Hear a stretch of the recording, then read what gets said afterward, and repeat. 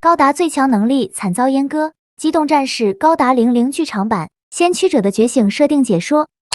型号CB002，聊天使高达是准变革者提耶利亚厄德为了应对人类向外太空进军和即将到来的对话时刻，在与利冯兹率领的准变革者集团的决战结束之后，特意在天人号上开发的一款机动战士高达。因此，该型高达最大的特点，那就是大量使用了准变革者的技术进行开发，采用了拟太阳炉作为动力，但在定位上仍旧延续了德天使高达和炽天使高达，继续发挥火力优势，来对敌进行大范围的火力打击。为此，在聊天使高达左右肩膀2个位置各有一座含有大威力GN 大型加农炮的组件，可以发现组件尾部这个地方自带有拟太阳炉提供动力，能够脱离机体进行机动，在不同的方位对敌展开攻击，而且输出的火力十分强大，一度在第一次与 ELS 的交战当中，几乎瞬间就摧毁了被 ELS 拟化的超大型宇宙飞船欧罗巴号，在爆炸当中一下子就化为了灰烬，整个场面看起来可以说显得十分壮观，使得其他的高达驾驶员在一旁都看得目瞪口呆。除了 GN 加农炮之外，该组件还增加了 GN 前爪，张开以后外观看起来就像是螃蟹的巨钳一样，一旦被抓住，很容易就被这个巨钳的强大力量给撕碎。也是在与 ELS 的初次战斗中，成功帮助了刹那将双欧高达被感染的一只手臂强行撕开，接着将被感染的部分直接击毁，从而化解了双欧高达被ELS 侵蚀同化的危机，直接一改天人组织在这场战斗中陷入劣势被动的局面。另外，手里还持有一把 GN 光束步枪，该枪是在纳德雷高达使用的 GN 光束步枪上发展而来，在提升了威力输出的同时，还增加了使用最新技术开发的晶体感测器。虽然枪上没有装备瞄准镜组件，但在精确射击方面的表现上依然十分优秀，射速也很快，能够较短的时间内连续击破多个目标。而在驾驶舱方面，使用的是准变革者 GNZ 系列机型驾驶舱的设计，由于驾驶舱相关的设计早已成熟稳定，所以这方面没有改动，直接沿用。倒是头部的造型与天人组织的高达趋同，相较之前准变革者的机型有了较大差别，其中额头位置有个比较大的圆形显示屏，当聊天使高达运行的时候，这块显示屏就会显示出机体的名字 Raphael Gundam， 而其他的功能是否具备，目前的设定信息则还没有披露。然后需要注意的是，正如提耶利亚之前驾驶过的机型一样，聊天使高达也是与另一架机型进行组合出击作战。这个机型通过变形的方式安装在聊天使高达的后背上，而且供聊天使高达本身使用的动力装置，也就是第3个拟太阳炉，就安装在后背的这个机型上。而这个机型就是上次大战中损毁的炽天使高达。那场战斗中，炽天使高达在启动 Trans M 后没多久，直接被准变革者集团的2架机体击破，然后重重的摔在天人号的表面上，失去了战斗力。而现在炽天使高达在经过回收修复以后，也进行了调整改进，来用于与聊天使高达进行组合战斗使用。于是这一型的炽天使高达就命名为 GN008RE 的炽天使高达2。从高达的外形上可以看到，经过修复以后的炽天使高达2发生了较大变化，除了外观涂装颜色有所不同之外，头部造型也发生了较大更改，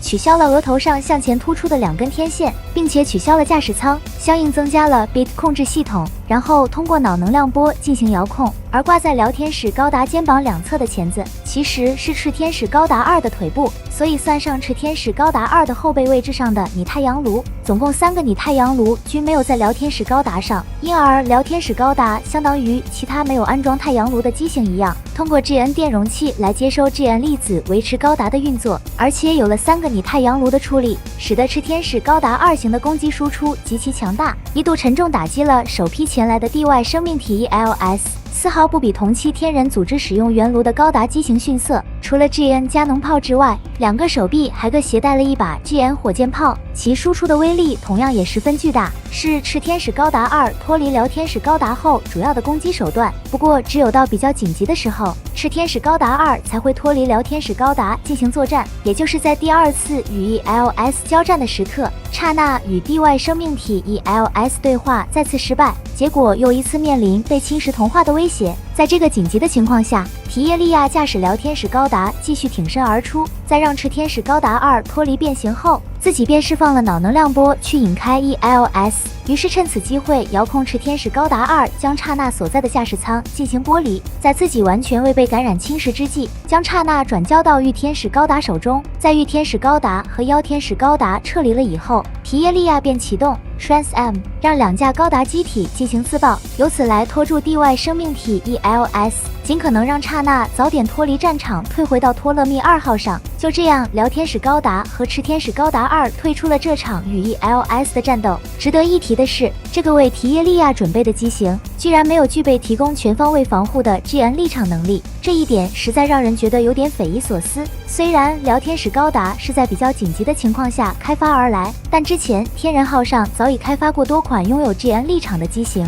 技术上早已成熟，应该并不存在障碍。所以在面对地外生命体 ELS 这样一个星际级别的对手，没有准备 GN 立场来应对更多未知的可能性，这一点确实是让人感到十分的疑惑。之后，在与 ELS 完成对话并结束了战争以后，天人组织又在辽天使高达上开发了一款改进机型，而这个机型便是型号为 CB002GD 的辽天使高达统治型。该型高达为了方便在地球上作战使用，采用了类似的天使高达附加外甲部件的方式，避免原先与变形后的炽天使高达组合后重心过高，导致高达失衡无法站立，所以将其拆散成多个部件附加在辽天使高达上。拆散后，使拟太阳炉的安装位置也发生了重大改变，而其中一个拟太阳炉就安装在了手持的武器上。能将拟太阳炉安装在这个位置，可以说是相当的神奇。该枪造型与得天使高达手持的武器比较接近，应该也是在其基础上改进而来的武器。另外2个拟太阳炉目前则还不是很确定，大概还是跟辽天使高达一样，应该还在高达肩膀上的2门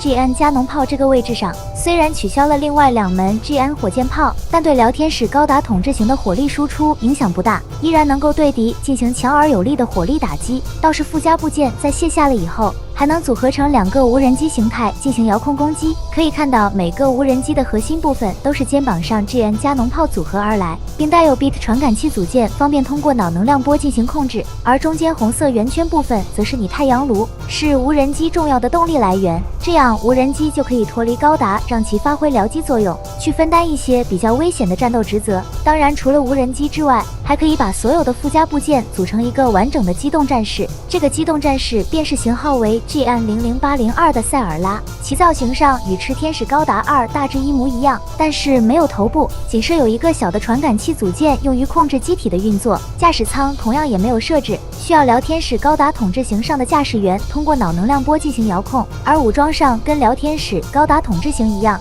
在肩膀上安装 GN 加农炮即可，可以用来发挥跟 I 高达搭配的 GN 加农的作用，去承担一些火力支援任务。按照辽天使高达统治型的特点和定位，驾驶员基本上是提耶利亚，没有什么悬念。不过这个时候的提耶利亚在与地外生命体 ELS 的战争结束了以后，跟刹那一同前往了 ELS 的母星，所以驾驶员选择了另一名跟他一样碱基序列的准变革者，其名字是雷提西亚厄德。尽管拥有提耶利亚所有的记忆，但个性上存在较大差异。不过到目前为止，雷提西亚有没有驾驶辽天使高达统治型还没有确切的信息，但考虑到他驾驶的力天使高达 RE3型属于是宇宙用的机型，所以开始就按地球环境使用的辽天使高达统治型由雷提西亚来驾驶是比较合理的。到目前为止，仅有一场战斗有辽天使高达统治型参与，当时来自地球联邦的艾米辛巴尔正与叛乱军人的独立武装进行战斗。由于他驾驶的是较为老旧的进阶型厄运式，而对手却是3架最新型号的厄运式4核心战机搭载型，